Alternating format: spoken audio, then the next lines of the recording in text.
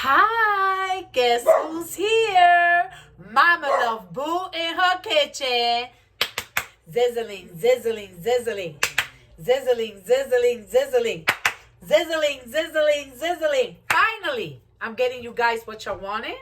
You wanted to come into my kitchen. Many of you have visited me before. Many of you have had my fantastic food. Many of you for the past year has told me, Mama Love Boo, you need to record your cooking and put it on a YouTube channel. Finally, I decided to do it now. And stuff like that. So today we are making meatloaf. Everyone does their meatloaf differently. I'm going to show you how I make my meatloaf, the seasonings that I use. You could use what I use. You could use your own. You could make your own. But keep in mind, if you hit me up and tell me it didn't come out like yours, remember you decided to add your own ingredients. You decided to change one of my ingredients, which is fine because I do it all the time. But remember, it won't come out like mine. So I'm going to teach you guys how I make my meatloaf from scratch.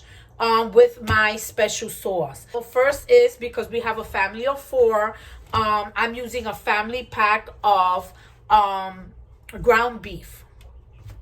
I never did this with chicken ground or anything like that. And that's another thing I want to talk to you guys about. I'm Puerto Rican. I was born in Puerto Rico, raised here in Spanish Harlem. As you can see, Boricua to the fullest, 100%. I am not a New Yorker, sweetie. I am a Puerto Rican, puro puertorriqueña, okay? You understand? Esta gordura, this fat that I have here, is from the Puerto Rican dishes. It's not from McDonald's, Wendy's, Popeye, White Castle, etc. No. It is from stuff like this, basically. So if you're into that healthy stuff and you want to use products that don't have MSG, by all means, do you, boo-boo. Oh, your mommy's been feeding me MSG, honey, since I could eat solid food, and nothing is wrong with me. I'm still alive. I'm 46 years old, so come on now. Anyways, let's get to this meatloaf. Again, some people like to wash ground beef. It's a mess cuando tú lavas ground beef. It really is. I can't do it. I've done it before.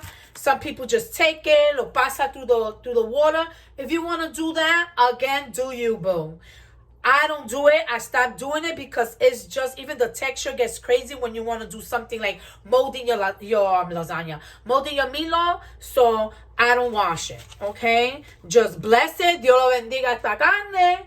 Que no le dé a nosotros ningún poisoning. So put your meat in a pot. Oh, and another thing, another surprise I got for you guys. I don't do my meatloaf in the oven. I do my meatloaf on top of my stove. Haha, many of you don't know that you can do that. You can do that. Okay, and I learned that with my mom. So, you got your meat in the pot. See, meat in the pot. Okay. It doesn't matter what you add in first, what you're doing first. You know, everybody's different. Again, I'm going to take my adobo. Another thing with my cooking is I don't do much measuring. Everything is visual with me. Okay, so I'm going to put my adobo. Okay, I'm going to put my sazon todo, which is that herb that I like. It gives you like this herb thing. It doesn't really give you like no salt or anything like that. Excuse me, that was the powder. This is my powdered garlic, or my garlic powder, however. Okay, and I love to cook with basil leaf. I love sweet stuff, and this is sweet. So sprinkle some of that bad boy up in here. Then you have your sazon, okay, with MSG. Is it MSN like a channel or something like that? I don't know. Anyways, con esto, entonces you have también, this is my, lo que me queda de mi sofrito. I have to make more sofrito. This is sofrito, so because it's a lot of meat, this is a tablespoon of sofrito, homemade sofrito. So I'm going to add 2 because it's bastante carne. If you're doing a smaller one, then you add 1 tablespoon of sofrito, okay? So I'm just going to start mixing this stuff up with your hands. Because you have to mold your lasagna. Here I keep on with lasagna. That means I should make a lasagna next. With your meatloaf, you have to mold this meatloaf. So I use my hand to mix all the ingredients inside. There's other things we are gonna add to this.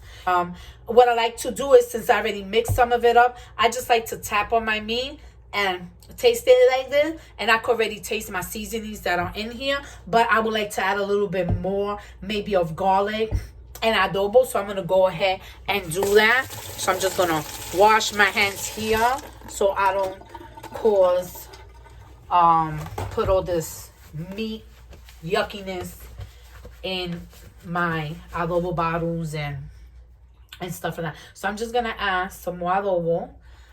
I'm gonna add a little bit more of the garlic, and I'm gonna add un poquito más de basil. Y de una vez, you could add to your meatloaf red pepper, green pepper, orange pepper, whatever color pepper you want. Rainbow pepper is your choice.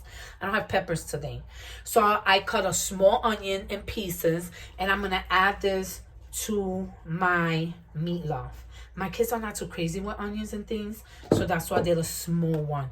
I'm also going to take un huevo. Eggs hold things together. So you take 1 egg, okay, and you put it in your meatloaf. Then some people use flour. Some people if you use flour because you don't have cornflakes, or you don't have bread, or you don't have breadcrumb, you take flour and you take 1 tablespoon of flour and you put it on your meatloaf, spread it on top like you did the seasonings. If you don't have that, you want to use cornflakes, you take a cup of cornflakes, not the cups that you drink coffee from, a measuring cup.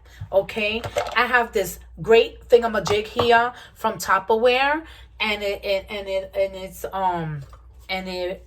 you take el pan and it grains my bread nicely. So I'm taking 1 slice of my white bread. Here you go again. You want to use wheat, that's on you. I like white, so I'm gonna put it in this, and I'm gonna chop it up. Okay, I'm gonna chop it up here. And then I'm going to put that inside my meat. El pan, the flour, and the cornflake holds also your meatloaf together. It holds it from desboronándose, from crumbling. Okay? So here we go. Grind it good. Put that on to work. With my cooking, you gain some muscles too.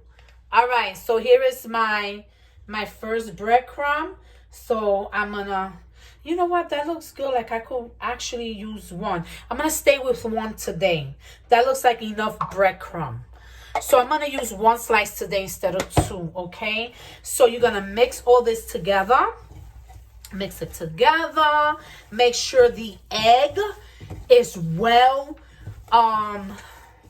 stirred in your meat. You understand that everything in this pot is well blended in. Your onions, your huevito, your egg. I'm going to speak Spanglish. I hope you guys don't mind. This is what it looks like with everything mixed in. Now you're going to form your meatloaf. So you start forming your meatloaf. Remember when you was in kindergarten and you play with clay and you did all kinds of pies and lollipops and things? This is your perfect time to practice that. Bring back that.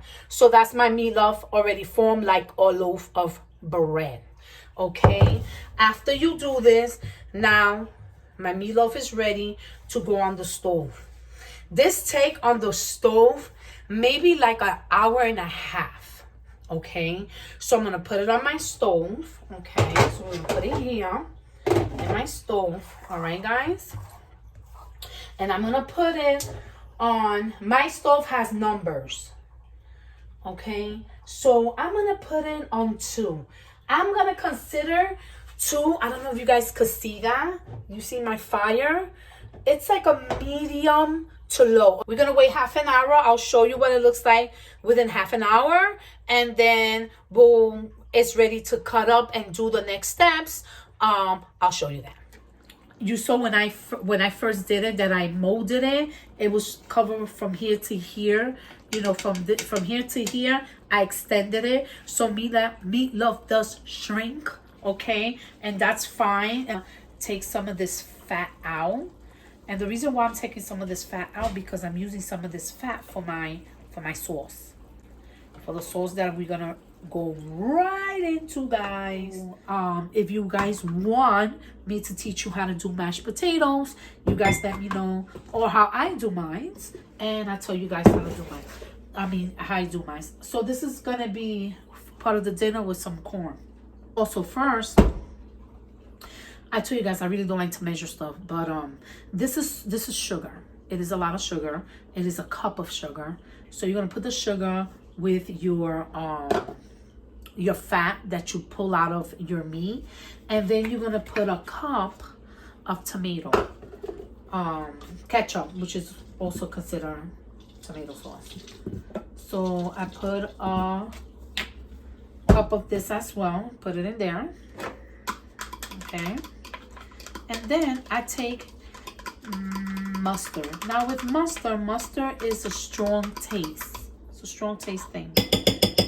So I will use, like, I'm gonna tell you guys, maybe measuring it will be like a teaspoon of it, because it's maybe less, I don't know, maybe less, or maybe a teaspoon, because that is strong. It has a strong taste, and you don't want that to overpower your sauce.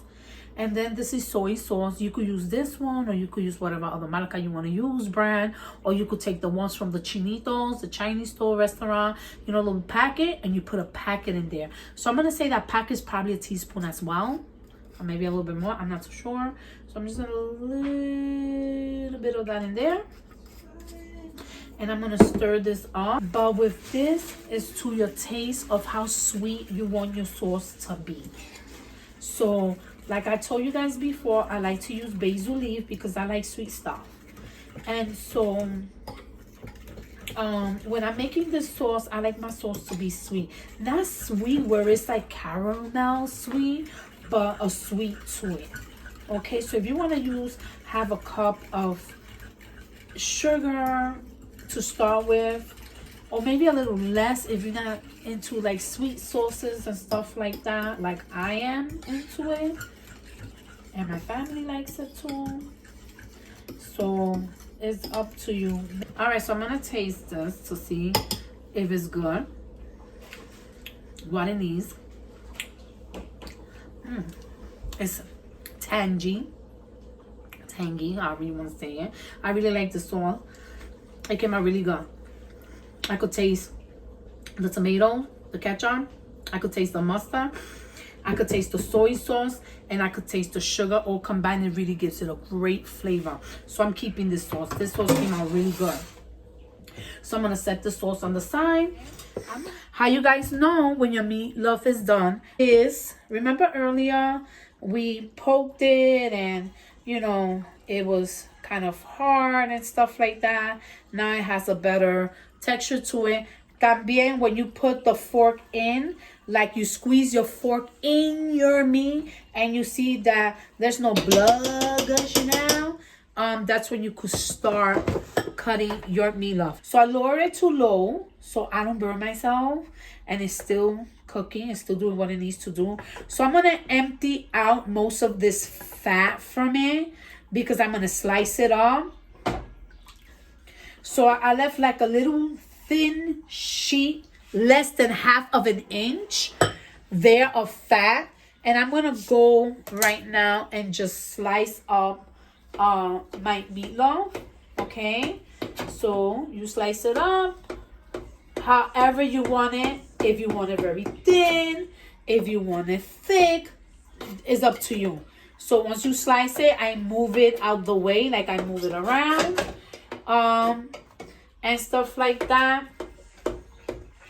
And this is actually, I believe, is ready for the sauce. Instead of leaving it a little bit while longer, this is actually ready for the sauce. So you just take a spoon and you just pour the sauce on top of it. And what I like to do is I like to pour it on top. I like to leave it like that for like another 10 minutes, so it could get, you know, it could get really good sauced, your meatloaf. And then after that, you put the cheese of your kind. Robinson doesn't like cheese in his meatloaf. Me and the boys do. So you could do Swiss, Monster, American cheese, whatever you want to do. And stuff like that. And so I leave it for like another 10 minutes. And low fire. I leave it like for 10 minutes.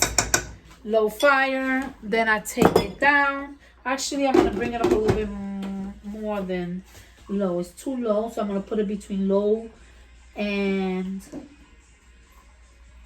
medium again. And leave it here for like 10 minutes. And that's it. So basically that is Mama Loves Boo meatloaf. I hope you guys learned it. I hope you guys enjoy it. Till next time, Mama Loves Boo is out.